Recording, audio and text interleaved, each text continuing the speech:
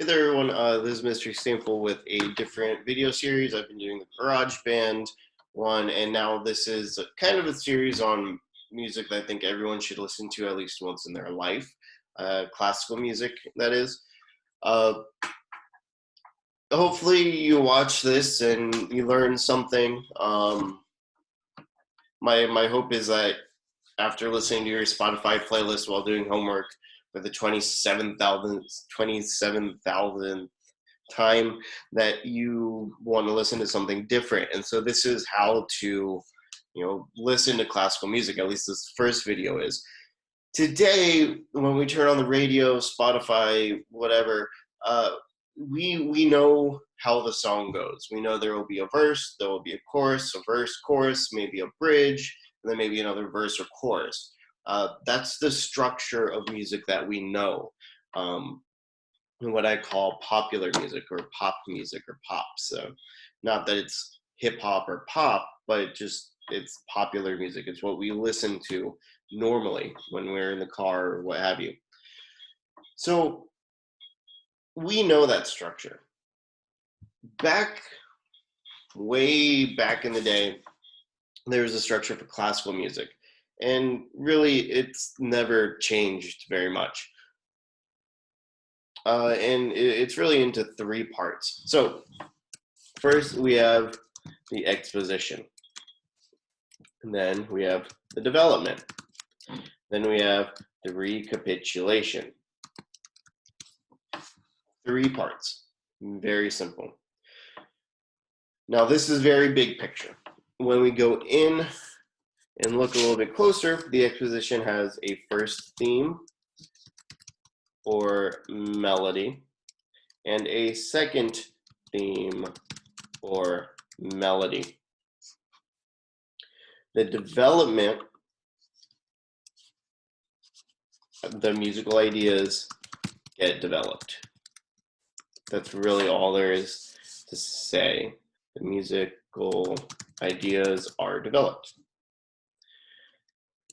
The recapitulation is almost an exact repetition of the exposition. There's a first theme or melody, and there's a second theme or melody.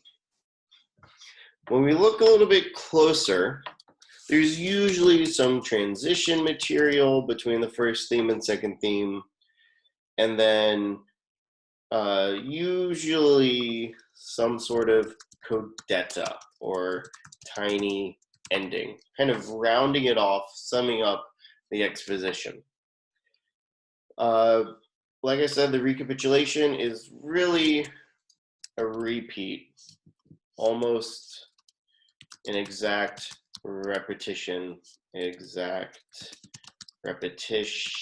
of the exposition.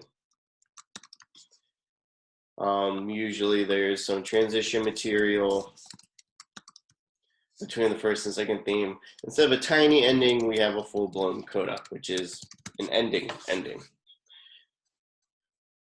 Couple more details, I guess. The first theme or melody, in general, is one mood, usually happy.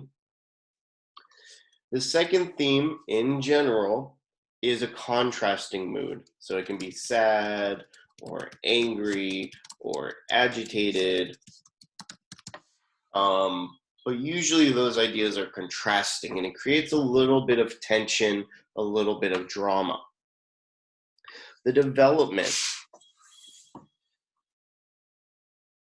You can go very in detail, figuring out what's happening in the most complex ways, but really the composer may take the themes and move them around different keys, put them in different keys. They might take the happy theme and make it sad.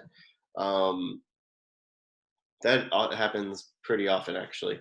But they just play around with it, and they take small ideas and make them smaller. They can take one of the themes and play it really slow, play it fast, turn it upside down. it's really up to the composer. It's limited by their imagination, and that's what makes so many of the composers that we know, Beethoven, Mozart, uh, Mahler, Shostakovich, Tchaikovsky. That's what makes them interesting is their developments. Uh, and so in the recapitulation, like I said, almost an exact repeat of the exposition. First theme is, if we're going with this happy, it's happy again. The second theme, however, is usually happy. It changes from sad to happy. That's a very common thematic idea, that you start off with a little bit of sadness, and by the end, you're happy. Uh, so another way I like to think about this, and another way I teach this to students, a little more, there we go. We have our exposition, our development, and recapitulation. Now, let's be real here. We've been inside, we've been stuck at home for a month now. I'm sure a ton of you are watching Netflix and Hulu and your favorite TV shows and movies. That's what my family's doing. But let's say I sit down to watch my favorite rom-com. I sit down with my fuzzy slippers, my fuzzy robe, I get all comfortable, and I just binge watch romantic comedies for hours. I start to notice some things about how they usually go. Usually, the beginning of the movie, boy meets girl.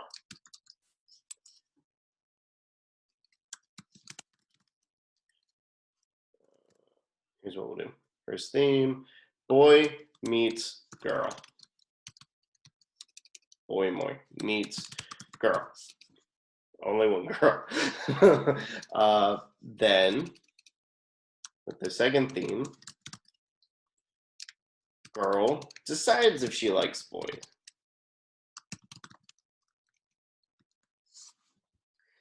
In the development section, boy loses girl.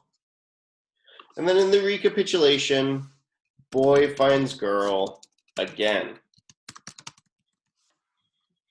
That's all it is. Boy meets girl, boy loses girl, boy finds girl again.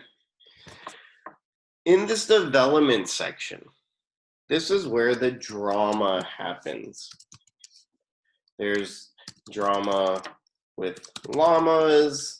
There's so much drama, there's not even enough. Your mother can't even handle how much drama there is. And the drama is created by the musical ideas being messed with. We already have that, whether you realize it or not. When you hear those melodies, you think, okay, boom, this is home base. This is the world. And when those ideas start getting moved around, that's when we get this sense of discomfort or agitation, or it sounds like there's a fight, or it sounds like there's a storm. That's what's happening. That's the development section. And boy finds girl again. Another way to think about this, if whoever you are, if you don't like romantic comedies, but the exposition is the first couple paragraphs in an essay where you introduce your ideas. The development is where you expand on those ideas and discuss them. And the recapitulation is the summary paragraphs, the ending paragraphs. And this really, I would say about early 1700s, first half of the 1700s, this is when people start writing in this way. No one sits down and says there has to be an exposition with two themes exactly. There has to be a development. No, people just kind of started writing this way. That's how a lot of music actually works. Things just kind of happen, and if people like it, they keep writing in that way. And so that's kind of how this came about. That's how the verse chorus thing and radio music came about. So Um, this really gets kind of locked down with a guy named Joseph Haydn. He really starts writing in this way. All of his symphonies follow this form. All of his string quartets, pretty much everything follows this form. Now, this is important because Joseph Haydn, taught Mozart and Beethoven. He was both of their teachers. Fun fact, him and Mozart got along pretty well. Him and Beethoven, uh, not so much. They didn't have that great of a teacher-student relationship. Uh, but, I mean, Beethoven, by the time Haydn comes around, Mozart, Beethoven, that's, the turn of the century. We're getting into the 1800s. And from then up until now, all of classical music follows this structure, more or less. So what we're going to do now is we are going to listen to a Mozart piano sonata, and we are going to talk about, I'll point out the structure to you. So this is Mozart's piano sonata number 16. And this is a very famous piano sonata. If you've ever taken piano lessons, there's a good chance you've heard this. Maybe you had to learn it. It's a pretty standard young student piano piece. What you're going to see here is this guy has taken a piano and he records his hands, and then he shows these kind of like bars up here coming down. I think it's just something cool to look at. It's better than just looking at music, I think, although you should all be able to read music. So let's start. Start with our first theme.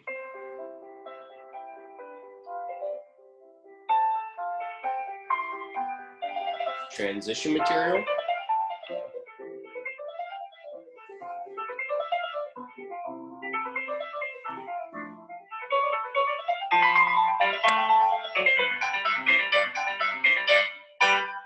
Second theme.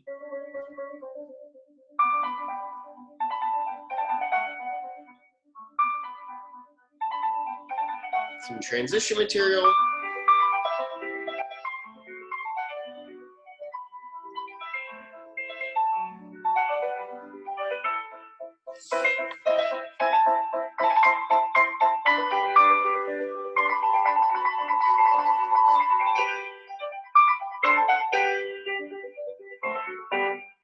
We repeat the exposition. Boy meets girl.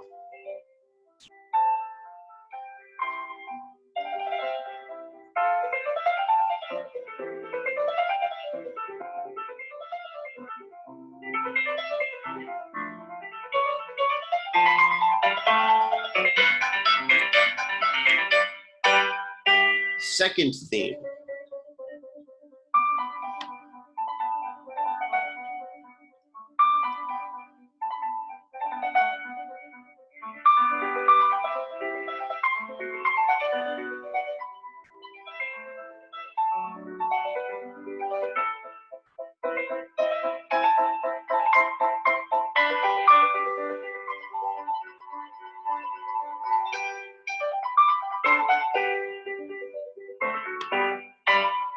Development.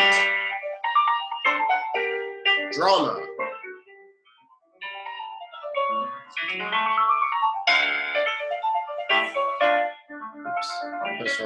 So, all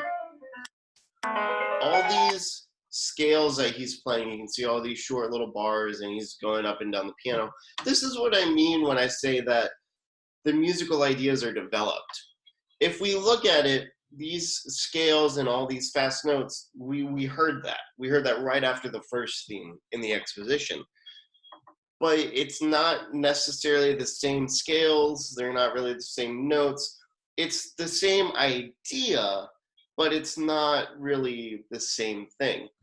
It's like if you were to walk into a store and ask for a red pleather suit, I don't know, a red leather suit or something, and they say, well, we don't really have red leather, but we have a red velvet suit, and you're like, oh, red velvet, 70s.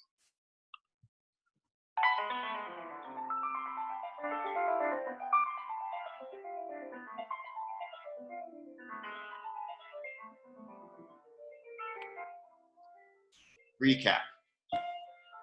Recapitulation. Theme 1, boy finds girl again.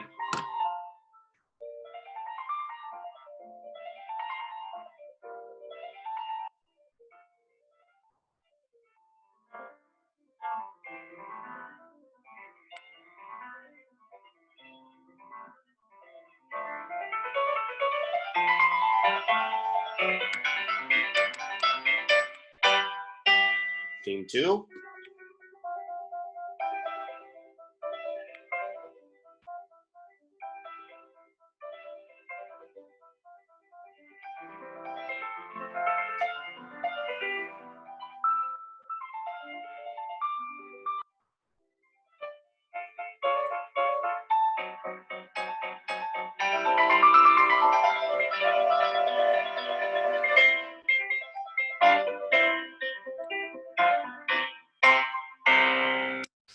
All right, so back then, they would have repeated the development and the recapitulation, and they would have played it twice. Nowadays, it's pretty standard to repeat the exposition and then only play the development and the recapitulation once. No one's really sure why they repeated, they did those repeats way back then. There's some theories.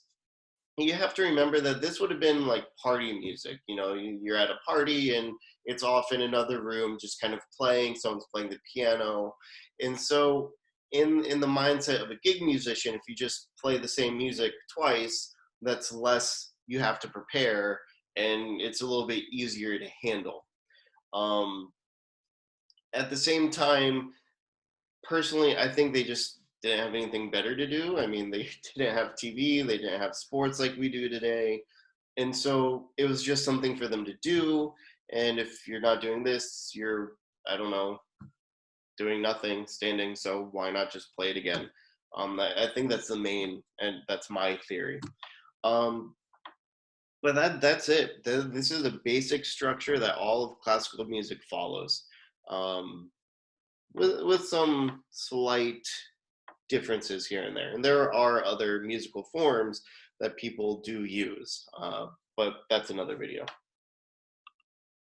I have to go. My cat's like jumping at the wall. So thank you.